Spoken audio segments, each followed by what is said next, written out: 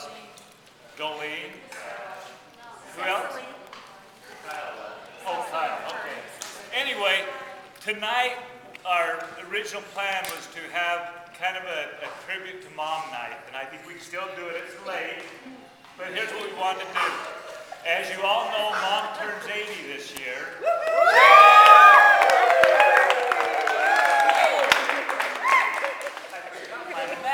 That was what I really wanted to bring to show the map for everybody else. We'll do that tomorrow night. Anyway, I made up a map of where our family lives in the whole 48 plus Canada, and it's amazing to see where all you guys live now. From when Mom started, how many years ago, now has 32 grandchildren, 47 grades. And so I put together a map, and it's just amazing with what, our family started, where we are now throughout the whole country. It's really awesome. So anyway, she turns 80 this year in November. I know we won't get a group like this together again, so I kind of wanted to do kind of a pre-80th kind of celebration of Mom. And what we did, Mom, is we put together one of those great books like we did for Grandpa. And what we did is, I want to thank Jan and Katie for putting together the cover page so you guys can see it. And then we've asked all of you to bring letters, and I think most of you have. We've got one picture of this up in Beaver. That was that Beaver trip when you were all there. Anyway, and then we put everybody kind of put their memories of you in here. And we asked some of your friends to do it also. We got some of your friends in the back. And so we just want to present her with this book of remembrance of your memories of her. And then, I don't know if it's too late.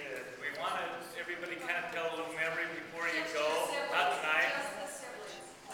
Oh, yeah. I was going to have all the just the siblings. Some of you shake your head. Oh, is it too late? You want to do it real quick? Granny, what do you think? She's tired. So, anyway, here's Mom's book. Let's give her a...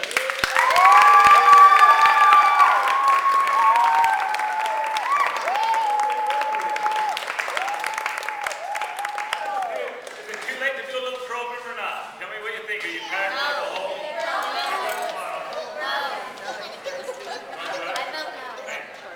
All right. Olivia. Okay. Yeah, 30 seconds each. I'll do mine real quick. One of my favorite memories of Mom, when we used to, when we were real little, when we'd go to Great Grandma's house in Salt Lake, we would always stop at Fillmore, and then the kids would walk along the freeway and pick up pop bottles, and then we'd cash them in their little store right by Great Grandma's house. I still remember that day, how we'd get those old dirty pop bottles and we'd cash them in and buy candy with them. And that's one of my favorite memories growing up is when Mom would let us go down the freeway with trucks on both sides and just pick up pop bottles. We can do that now. I'll speak like a nice monkey. Okay. Just thinking as we were walking down today, hiking down the narrow, I put Mom on my mind a lot. So I could think about what I wanted to share about her. There's so much I could say. But the main thing I wanted to talk about was just Christmas with Granny.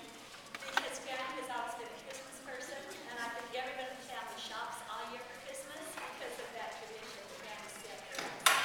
But I think of the many years we got boxes for Granny with jingle bells in them and lots of unusual gifts.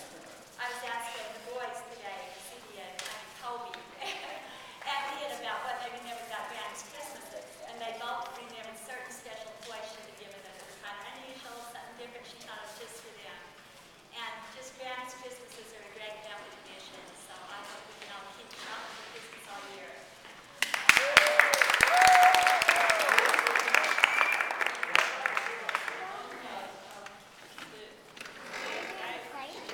As you all know, Granny was my second mom, and when she came the first day, everything, it was like magic.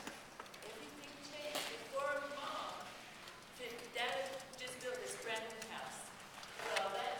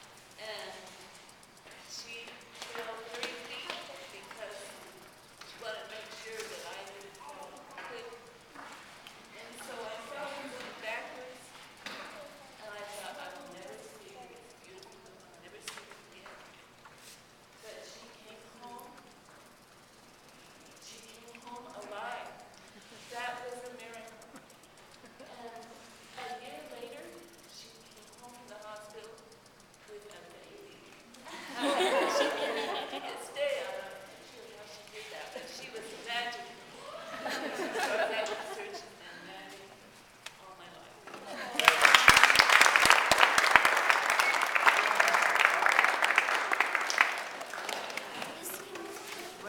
Well, what can I say? Let's see. I remember the give and take between Dudley and Helen because, well, let's see, how can we put this? She wanted us to look better than we used to look before she came into the family. And the store I remember was about a swimming suit at a center department store. It cost $20. It had cute little ruffles across the bottom. And Dad would not pay it. And so she sent me secretly to buy it. So I had it, and then I don't know how she worked it out, but it somehow got worked out. And I had the suit, and Dad paid, but he didn't know it.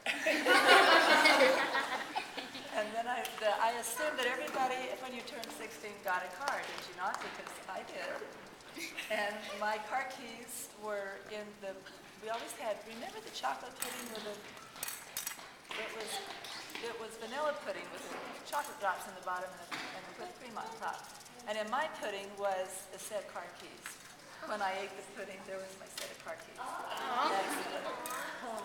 And so I had this great car. It was 2 years old already. Dad had my name painted on the side. It said Bonnie Reen on the driver's side.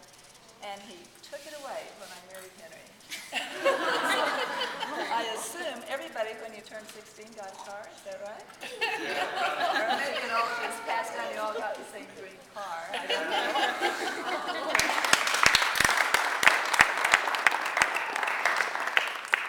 All right, Kobe, who wants to go? Oh, Trini's right there. Go Should I ahead. go next? Okay. Did I see Kobe in there?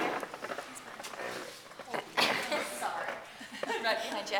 I have to say, I could say like Felina, a lot of wonderful memories, but I think that one thing that Granny gave us, so dear to my heart, is she showed us how to be mothers. And just one memory I'll share. 23 years ago, I brought home baby number 4 from the hospital, and Casey was just having a birthday in 2 days. This little baby was born 2 days, and it was his birthday. He was turning 7. And I'll never forget Granny coming to the door, and she had this Spider-Man cake. And she had all the games ready, and the little boys were coming, and she did a party for the 7-year-old. And I remember we took little new Brittany, and she bathed that little girl, and always gave me my best. Oh dear, Kobe, take over. Always gave me my best lessons of being a mother. And that's the thing that's the dearest to my heart, and I just want her to know how much I appreciate those wonderful lessons. So thanks, Granny.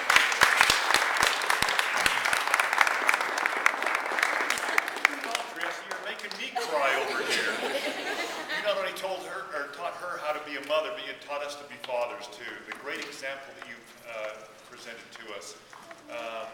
One of the best stories is on your birthday you could have anything you wanted, and to this day I remember the time that you made me Toronto pups and homemade balls. It was really good. And most of all, thank you for again the great example you've set.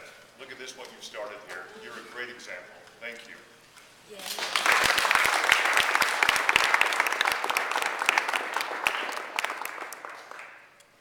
You want to do anything, Martha, for the Carey family?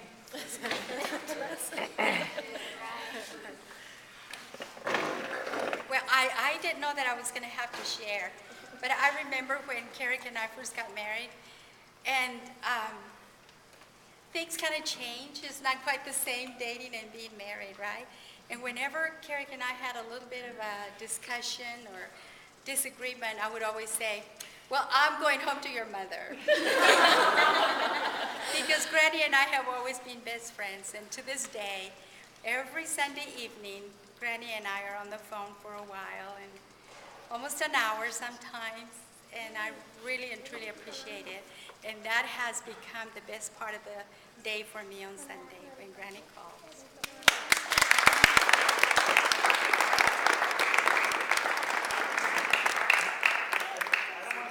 But you want to do something for the Cathy family? You got a good one? All right. I'll do it for the grandkids. I think every single one of you has been told that you're Granny's favorite. Don't tell anybody else. I think she has a way of making everybody feel special. And I mean, I just remember going to her house, and it was just like Disneyland. I mean, she lets you do whatever you want. You can do no wrong, and then you can go home and deal with your mean mom. And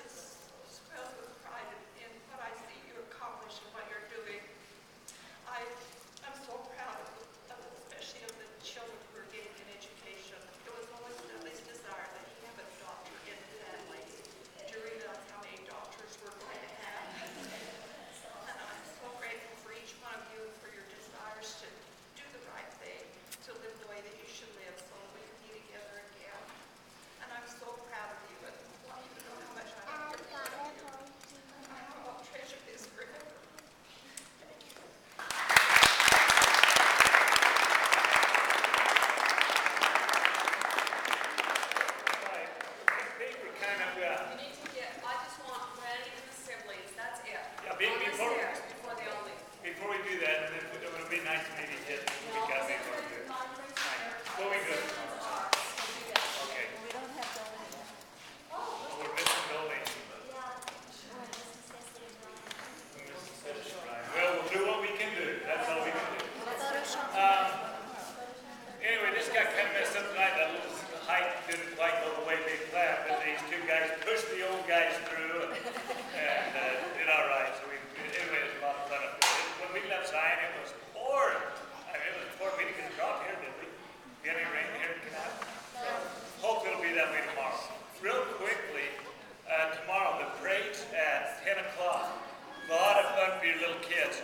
Where we usually meet is, you know, as you go up Main Street, there's a big turn. And we're on the, where the sun comes up on the east side of that street. There's some grass there, you see it. I'm going to get up early in the morning to set up some chairs, so we'll have that place reserved. And so be there about 9:30 or so. If you got bags for your little kids, they throw candy. This is a small town parade. You'll probably get wet from the fire truck. It is a lot of fun. So it's one of the real fun things. Just small town USA, big time. And then you can go to the park, and they have games for the kids and that kind of thing. Then we're going to meet back at my house, and we'll have lunch there. The afternoon is open to play golf or to sit around and visit. We just haven't had to seem like we've been going over and haven't had a chance to visit that much. We'll have dinner again that night, and the fireworks are dynamite. And again, if you get lost, you know where we had our first dinner with Kobe, the very baseball field, the very next baseball field, there's center field. You see where center field is, and that very first baseball field, that's where we always meet. And we'll go up and get chairs set up there. So we'll meet at center field and that field for the fireworks. And then we're going to meet back again Sunday morning for breakfast before everybody leaves. So I think tomorrow will be a great day. Hopefully we get more busy than just kind of hanging together, you know. Anybody got anything to say? We'd like